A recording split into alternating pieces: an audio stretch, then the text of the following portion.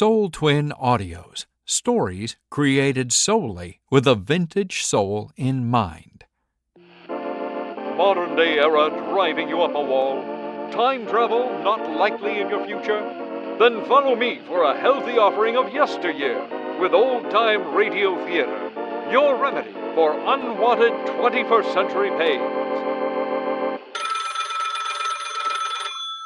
OTRT STA, what story can I connect you with today? I'm in the mood for a bit of adventure, you know.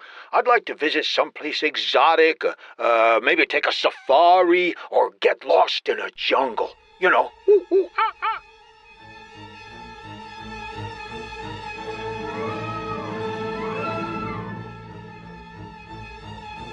Worried about the price of butter and eggs? Fed up with a housing shortage? Want to get away from it all? The Soul Twin Audio Network invites you to listen to An Escape Recreation, an unforgettable adaptation of Richard Connell's The Most Dangerous Game, starring Nathan Woltering, John Bell, and Jerry Kokich.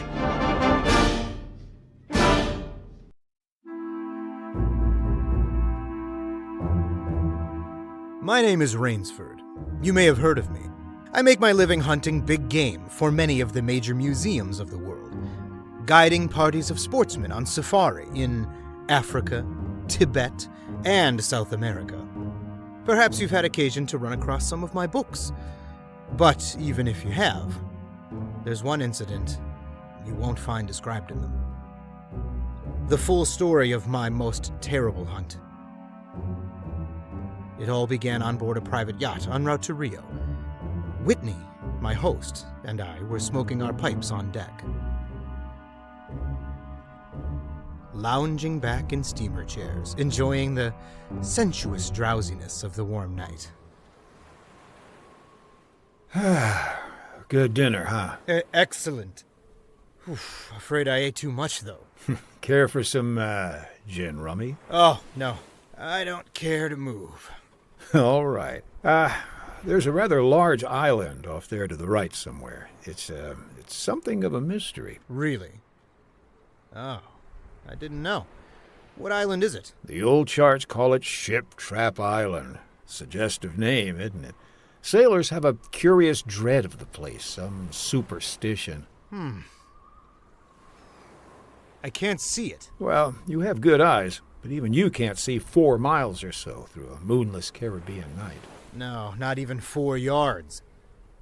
It is dark, isn't it? It'll be light enough in Rio. Oh, by the way, hope the guns come from Purdy's. We should have some good jaguar hunting up the Amazon. Great sport hunting. Best in the world. Yes, for the hunter, not for the jaguar. Oh, why not? They've no understanding. Even so, I rather think they understand one thing. Fear. The fear of pain, the fear of death. Huh? Oh, rot, Whitney. Who cares how the jaguar feels? Perhaps the jaguar does. Oh, you're a big game hunter, not a philosopher. Look, the world is made up of 2 classes. The hunter, the hunted. We're lucky enough to be the hunters. You think we passed that island yet? Can't tell in the dark. I hope so. Why? Oh, the place has a reputation, a bad one. Cannibals? Hardly. Even cannibals wouldn't live in such an isolated spot. But it's gotten into sailors' legends somehow. Did you notice? The crew seemed jumpy today. Yeah, they were a bit strange, now that you mention it. Yes, it's a sort of dread, a kind of mental chill. I'll be hanged if I haven't felt it myself. Ha! Pure imagination. Why, one superstitious sailor can infect a whole ship's company with his fear. Maybe. Though sometimes sailors have an extra sense, which tells them when they're in danger. Well, enough of that. I think I'll turn in. I'm not sleepy. I'll just have another pipe. Good night, then. See you in the morning. Yes, good night, Whitney. It was very dark. So dark I could have slept without closing my eyes. The night would have been my eyelids. I puffed at my pipe. Got drowsy. Then I was wide awake. gun. Out there in the water, a gun. I sprang to the rail, strained my eyes in the direction of those shots. But I couldn't see a thing. I leaped up on the rail to get better elevation, and my pipe, striking the rope, was knocked out of my mouth. I lunged for it, and tight fingers closed around my heart as I realized I'd reached too far and lost my balance. Ah! The blood-warm waters of the Caribbean closed over my head. When I came to the surface, the wash from the speeding yacht slapped salt water into my mouth, making me gag and strangling me. I coughed and spat it out, and found my voice.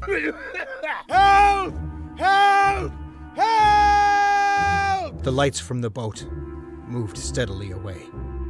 They quickly became faint fireflies. And then they were blotted out by the night. I struggled out of my clothes and turned to the direction from which I'd heard those shots. I began swimming, slowly, conserving my strength.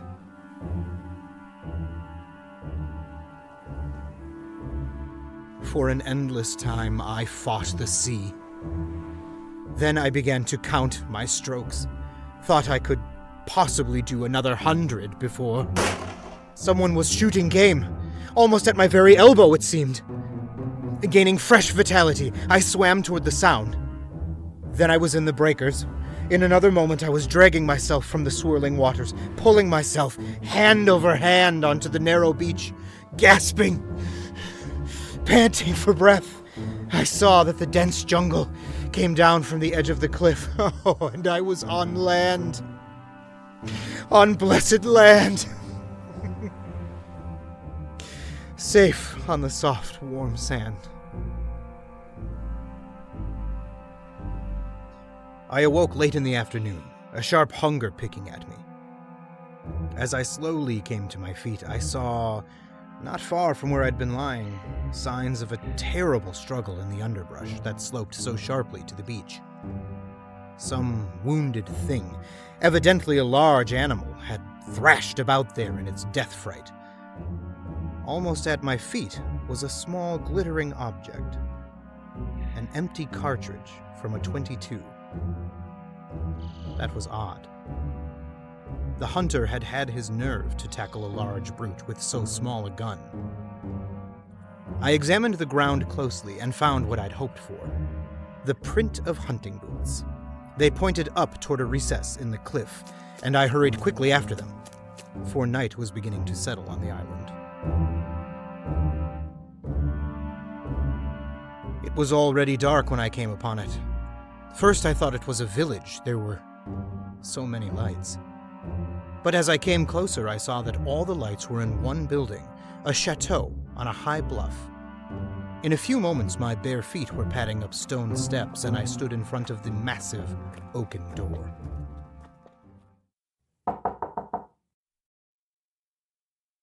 Good evening. Please, don't be alarmed. There's no need for that gun. I'm no robber. It sounds silly, but I fell off a yacht. My name is Sanger Rainsford, of New York City.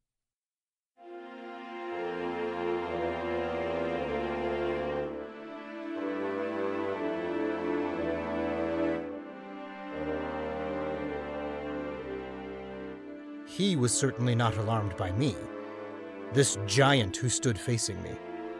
The revolver in his hand continued to point steadily at my chest, and the man behind it was solidly built and black-bearded to the waist, and silent.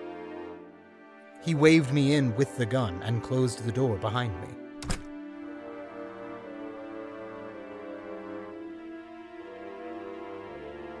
I was in a huge hall, but there was no time to look around. Another man was coming down the broad marble stairs, an erect, slender man in evening clothes. I stepped toward him. I've, just been explaining to this chap that I've had an accident. My name is Sanger Rainsford. It is a great pleasure and honor to welcome Mr. Rainsford, the celebrated hunter, to my home. Well, thank you. I have read your book on hunting snow leopards in Tibet. I am General Zaroff. Believe me, General, I'm very happy to see you. All right, Ivan, you can put down that gun. This gentleman is a guest. Ivan is an incredibly strong fellow, but he has the misfortune to be a mute. A simple thing, but a bit of a savage. I'm even happy to see him. Come, we should not be chatting here. You want clothes, food, rest. You shall have them. This is a most restful spot. I can't tell you how grateful I am. It is my pleasure. Follow Ivan, if you please, Mr. Rainsford. I was about to have my dinner, but it can wait. I think my clothes will fit you.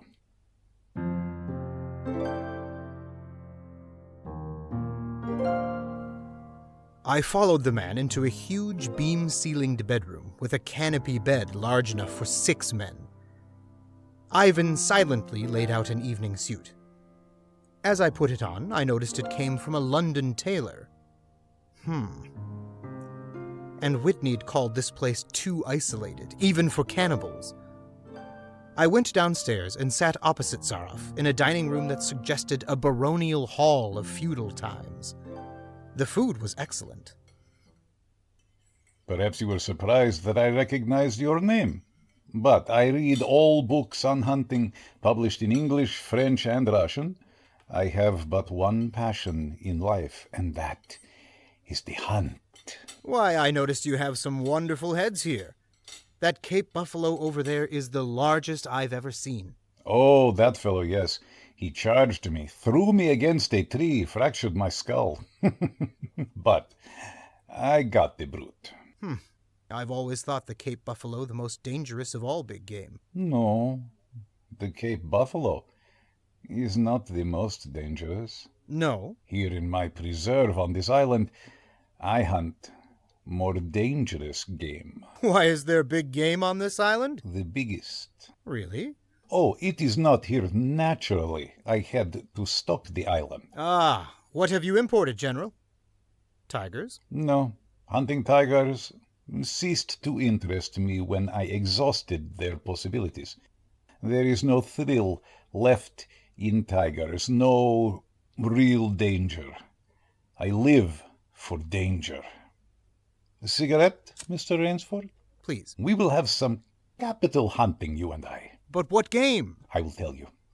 You will be amused. I know. I think I may say in all modesty that I have done a rare thing. I have invented a new sensation. May I pour you another glass of port, sir? Thank you. I have been a hunter all my life, but after many years of enjoyment, I found that the hunt no longer fascinated me. It had ceased to be what you call a sporting proposition. I always got my quarry, always. And there is no greater bore than perfection. Then you were a very good hunter, General. No. I had merely discovered that the animal has nothing but his legs and his instincts. Instinct is no match for reason. When I realized this, it was a tragic moment for me. As I told you, I love to hunt. And then it came to me, as an inspiration, what I must do. And that was? I had to invent a new animal to hunt. A new animal? Why, you're joking. I assure you, I am not, sir. A new animal. And so, I found one. I bought this island, built this house, and here I do my hunting. The island is perfect for my purpose. There are jungles with a maze of trails in them, hills, swamps. And the animal, General Zaroff? It supplies me with the most intense excitement of all. I never grow bored now, for I have a quarry with which I can match my wits. An ideal quarry with courage, cunning, and above all, reason. But no animal can reason. My dear fellow, there is one that can. I can't believe you're serious. Why, this is some grisly joke. Of course I am serious. I am speaking of hunting. You're speaking of murder. Surely your experiences in the Did war... not make me condone cold-blooded murder. I will wager you forget your notions when you go hunting with me. Why, you have a genuine new thrill in store for you, Mr. Rainsford. Thank you, I'm a hunter, not a murderer. Oh, dear me, that unfortunate word again. But I hunt the scum of the earth. Sailors from tramp ships, lascars, Mongols. Where do you get them? This island is called Ship Trap. There is a row of lights out there on the reef which indicate a channel where there is none, only rocks. I control the lights from my tower. You wreck their ships, and then you shoot down the men. But I treat my visitors with every consideration.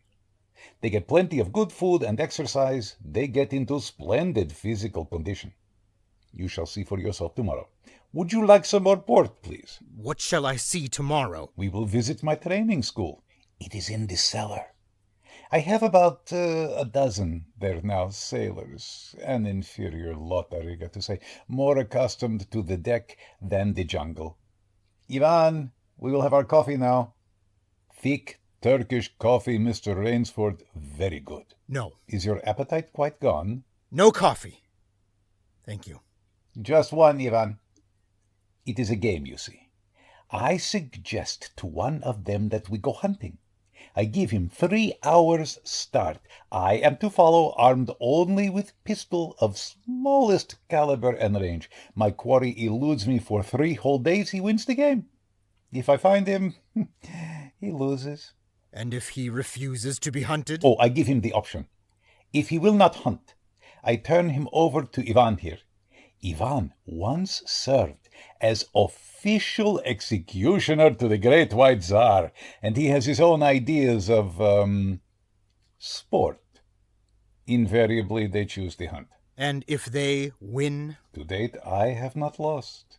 I do not wish you to think me a braggart. One almost did win. Eventually, I had to use the dogs. The dogs? Yes, just step over here to the window a moment. I want you to see my courtyard.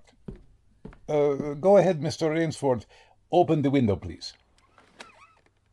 I have a dozen, as you can see.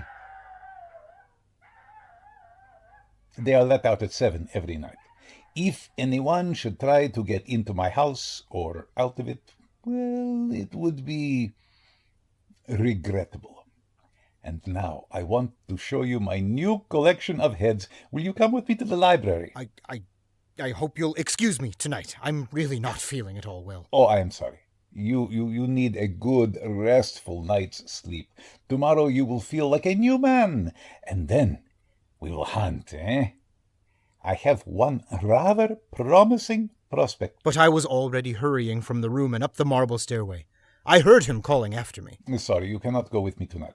I expect rather fair sport. A big, strong native from west coast of Africa. He looks resourceful.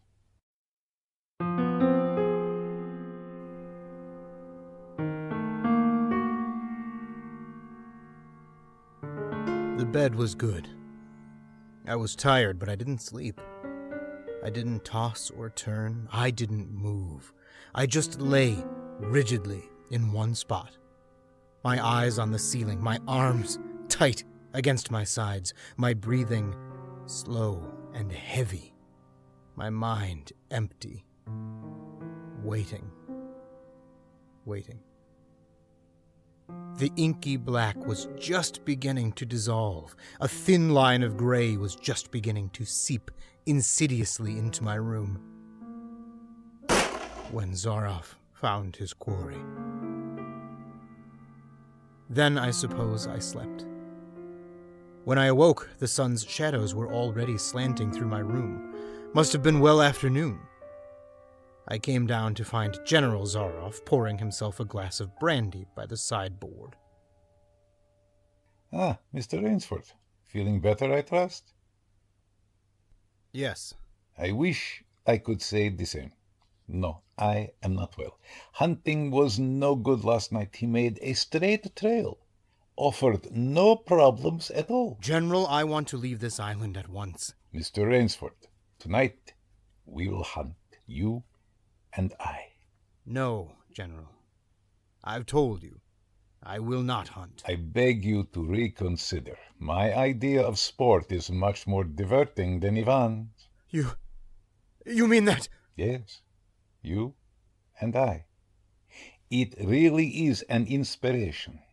A foeman, worthy of my steel at last. Oh, you will find this game worth playing, Rainsford. Your brain against mine. Your woodcraft against mine. Your strength and stamina against mine. Outdoor chess. And the stake is not without value, eh? And if I win? If I do not find you by midnight of the third day, then I am defeated. My sloop will place you on the mainland near a town. Oh, you can trust me. I give you my word as a gentleman and as a sportsman. Of course, you in turn must agree to say nothing of your visit here. I'll agree to say nothing of the kind. Well, in that case, why discuss it now? 3 days from now we can chat about it over a bottle of Veuve Clicquot, unless...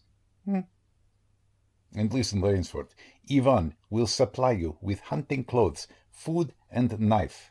I suggest you wear moccasins. They leave a poorer trail. I suggest, too, you avoid the big swamp in the southeast corner of the island. There is quicksand there. And now, you will want to start, no doubt. I shall not follow until dusk. Hunting at night is so much more exciting than by day. Do you not think so, Mr. Rainsford? Good hunting.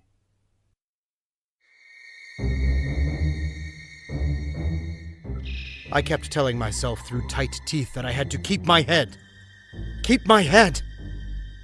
My first idea had been to put distance between myself and Zaroff, so I plunged into the jungle in a blind panic. Before long, I shook it off and stopped. Straight flight was futile. It would only bring me out to the sea. Then I hit upon the idea of giving him a trail to follow. I would begin our dangerous game by playing the fox. For more than 2 hours, I went through the trackless wilderness, executing a series of intricate loops, doubling again and again on my trail. Night found me leg-weary, with hands and face lashed by the branches. I needed rest, badly. And having played the fox, I decided now to play the cat. I climbed into the crotch of a huge tree. An apprehensive night crawled slowly by like a wounded snake. Then at dawning, a startled bird suddenly screamed. And I flattened against a bough. Through a screen of leaves as thick as tapestry, I saw the general. He came slowly, his eyes fixed on the ground, almost beneath my tree. He paused and went down on one knee, studying the ground. I would have gone for him, leaping the way a panther does, except for the small automatic in his right hand. After a seeming endless time, he came back to his feet. His eyes left the ground and traveled inch by inch up the tree. I froze, every muscle tensed for a spring, and the hunter's eyes stopped just before they reached the limb on which I lay. A slow smile spread over his brown face. Oh, Rainsford, where can you have gone? Wherever are you, you clever dog? I think we must go home and lie down a bit to think this over. The pent-up air burst hotly from my lungs as he turned back and disappeared. So, the general was playing with me, was saving me for another day's sport. Zaroff was the cat, and I was the mouse. In that moment, I knew the real meaning of terror. I slipped from the tree and set off into the woods. I'd only gone a few hundred yards when I found a huge, dead tree leaning against a smaller living one. I pulled my knife from its sheath and set to work. When the job was finished, I threw myself down behind a log 100 feet away. How long I waited, I don't know. It seemed like days. It was probably only a few hours. Then he was coming again, with the sureness of a bloodhound. Nothing escaped those searching black eyes. No crushed blade of grass, no bent twig, no mark, however faint in the moss.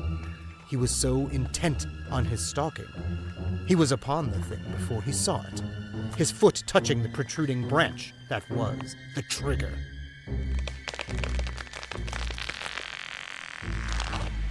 The dead tree, delicately adjusted to rest on the cut, living one, crashed heavily to the earth, and I waited yet another moment, not daring to look up and see if it had really done its work.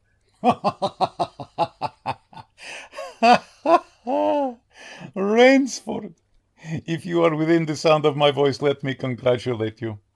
There are not many men who know how to make a Malay man-catcher. I am a lucky man, Rainsford.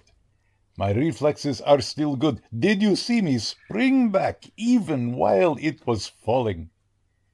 Rainsford, can you hear me? You are proving interesting. I am going back now to have my wound dressed. Do not be alarmed. It is only a slight one. I shall be back. I shall be back.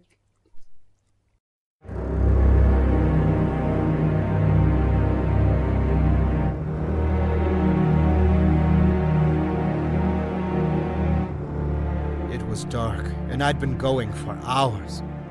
The vegetation became ranker. Insects were biting me savagely. Then, when mud began sucking viciously at my feet like giant leeches, I knew where I was, about to enter the dense swamp with its quicksand. However, the softness of the earth gave me an idea. I stepped back about a dozen paces out of the quicksand and began to dig. When the pit was above my shoulders, I climbed out, and from some hard saplings I cut stakes, sharpening them to a fine point. I planted the stakes at the bottom of the pit with their points up. With flying fingers, I wove a rough carpet of weeds and branches, and with it, I covered the mouth of the pit. Then, wet with sweat and aching with tiredness, I crouched behind the stump of a lightning-blasted tree. I heard the padding sound of feet on the soft earth. I knew he was coming. The night wind brought me the perfume of the general's black cigarette. Though I could see nothing, it seemed to me that he was coming with unusual swiftness, that he was not feeling his way along foot by foot. In one brief moment, I lived an entire year. Then I heard the sharp crackle of breaking branches. The cover of the pit gave way. You have done well, Rainsford, very well. Where did you get the time? Your Burmese tiger Pit has claimed one of my best dogs. And so you score again. I must see what you can do now against my whole pack.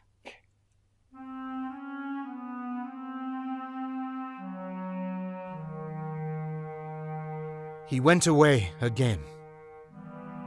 But I just lay there in the swamp that night. At daybreak, I was awakened by a distant sound, faint, wavering. The baying of a pack of hounds. I went up into a tree, down a watercourse. Not a quarter of a mile away, I could see the bush moving. I strained my eyes and saw the lean figure of General Zaroff. Just ahead of him, I made out the gigantic Ivan, holding the pack in leash.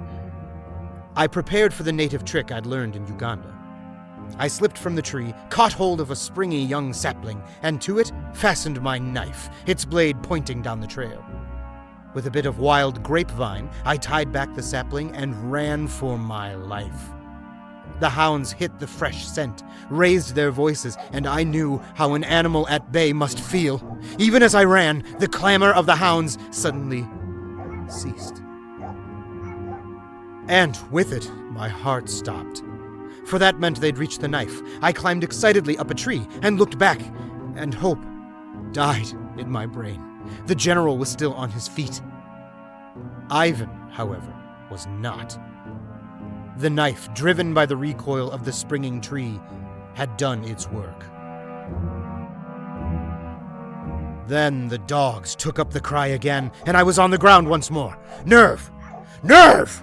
I panted the words, over and over as I fled headlong. A blue gap showed through the trees dead ahead.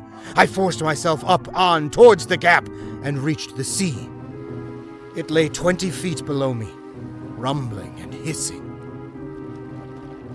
I stood a moment, poised over the edge. I heard the hounds. I knew it was the end. Then I leaped far out into the water. Well, it has been a busy day, Adam, a busy day. Oh, down, Adam, down. What is the matter, my boy? Hungry? All right. Catch. Quite the day. Not perfect, of course. 2 slight annoyances. One is, it will be difficult to replace Ivan. And the other, well, our quarry escaped us, did he not, Adam? Then, of course, the American did not really play the game. So we will not count it. We will not count it at all. All right, my boy, that is enough for now. Out you go with the rest. Better luck another time. Good evening. Rainsford. How did you get here? I swam. I found that quicker than walking through the jungle. I congratulate you. You have won the game. No, General. Yes, of course you have. I'm still a beast at bay. Get ready, General Zaroff. I see. Splendid. One of us is to furnish a meal for the hounds. The other will sleep in this very excellent bed. Good, Rainsford. Good. En garde. The General was right. Never before in my life had I slept in a better bed.